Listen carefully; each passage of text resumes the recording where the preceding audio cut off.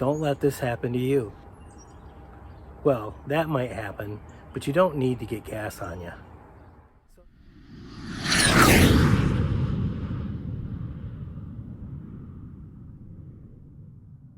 So I put this together because I did have that happen to me, and I was very surprised that I hadn't even thought about where that vent tube was and what was going to happen. It emptied out all over my right shoulder.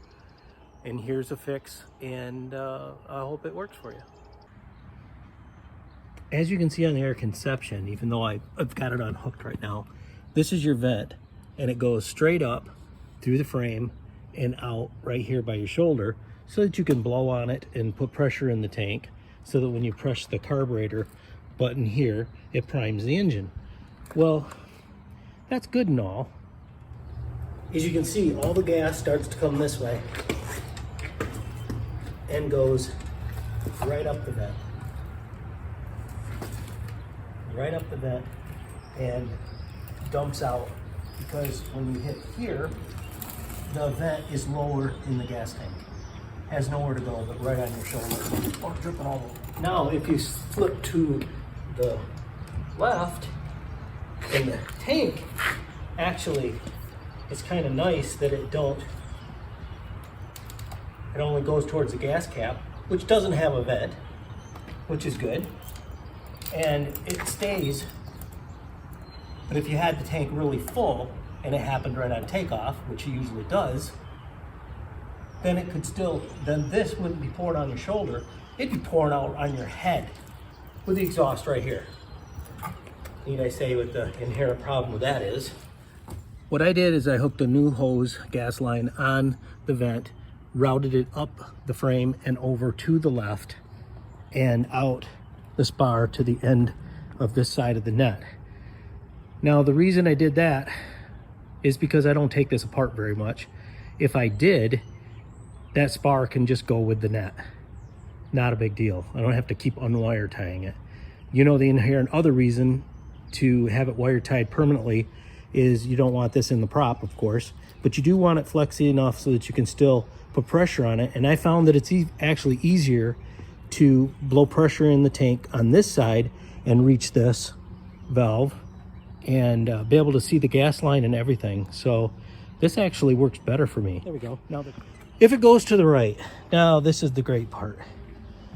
The valve, the gas is up in the line, just goes clear up, but it stops right there because the tank is way below it. And there's the top. Now let's say the tank is full. It's laying here on the left side. The gas is pouring up that line. Look where it's going. Right beyond you onto the ground. You would have to be full though, and it's missing you. And it's a long ways from the engine. Right now, we've got about a quarter of a tank in it. But you can see, it would have to be that full. So anyway, I hope that helps somebody. I sure don't like the looks of this now, but I also didn't think through what it was going to be like having gas pour all over me. So I didn't think I was going to end up on my side, and I was aborting this. I let go of my A's too soon on one side, and it came up really crooked, and I tried to save it for a second, and then I realized I couldn't. So I went ahead and aborted, but the damage was done. It was already going way off to my right, and I was practically stopped when it flipped me up. It just pulled hard enough when it was going over that it flipped me up on my side. Didn't hurt anything. It just flipped over.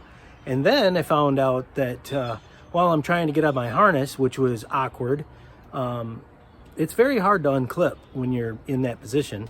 And all of a sudden, your left shoulder is getting really cold and everything's smelling bad. And I'll tell you, it really scared me. I thought, okay, I can't get out of this thing, and I can't get if it was to catch on fire, I can't get it put out. So it was a bit sketchy, to say the least.